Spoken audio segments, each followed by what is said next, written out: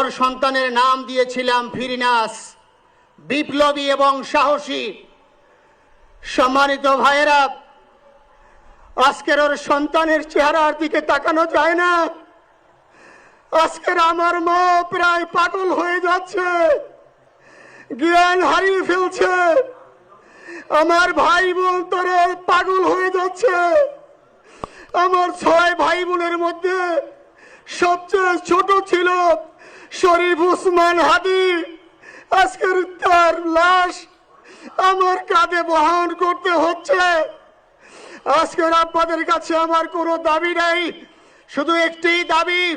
7 থেকে 8 দিন হয়ে গেল দিবালোকে প্রকাশ্যে রাজধানী ঢাকায় জুমার নামাজের পরে খুনি প্রকাশ্যে গুলি করে যদি পার পেয়ে যায়, এর চেয়ে লজ্জার আমাদের আর কিছু নাই। যদি বর্ডার পাস হয়ে যায়, 5 থেকে 7 ঘন্টা সময় তারা কেমন করে গেল, এই প্রশ্ন জাতির কাছে রেখে গেলাম। আমার কোনো চাওয়া পাওয়া নাই। আমার ভাই উসমান হাদি শহীদ হয়েছে, ওর শহীদি তামান্না ছিল। আপনারা ওর বক্তব্য শুনেছেন, আপনারা শহীদ উসমান হাদির টক শো শুনেছেন। ও সব সময় শহীদি তামান্না করত। হয়তো আল্লাহ তাআলা ওর শহীদি সেই মত নসিব করে দিয়েছেন। কিন্তু আপনাদের কাছে আমি এই ঋণ কোনদিন আমি ছাড়ব না। আমার ভাই শরীফ উসমান হাদির বিচার যেন প্রকাশ্যে এই বাংলার জমিনে আমরা দেখতে পারি। ভাইরা আমার, 7-8 দিন হলো, এখনো পর্যন্ত আমরা কিছুই করতে পারলাম না। এই দুঃখে কলিজা ছিঁড়ে যাচ্ছে। আমরা ওসমান হাদির জন্য দোয়া করি, আমরা ওর সন্তান ওর স্ত্রীর জন্য দোয়া করি। ওর সন্তান মাত্র 8 মাস বয়স। গতকালকে যখন ওর কাছে নিয়ে আসছে, সবাই বাবাকে দেখাবে ওসমান হাদিকে।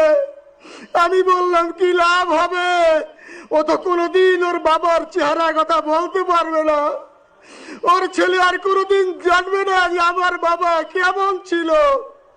ভাইরা আমার, ওসমান হাদি আর ফিরে আসবে না।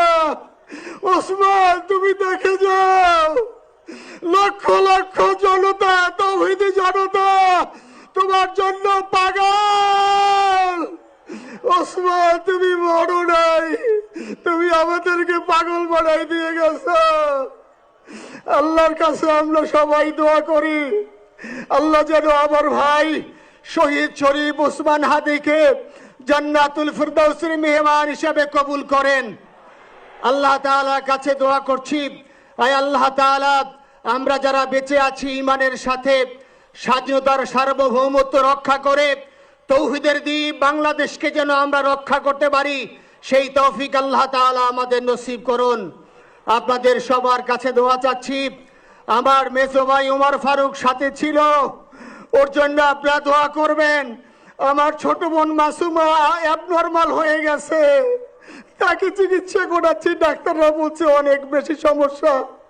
আমাদের পরিবারের জন্য একটু দোয়া করবেন। আমাদের আর কোনো চাওয়া পাওয়া নাই। শরীফ ওসমান হাদি, তুমি বেঁচে থাকো, আমরা ওর জন্য দোয়া করি। আল্লাহ তাআলা শরীফ ওসমান হাদিকে জান্নাতের সর্বোচ্চ মাকাম নসিব করুন। আমিন। আসসালামু আলাইকুম ওয়া রাহমাতুল্লাহি ওয়া বারাকাতুহু।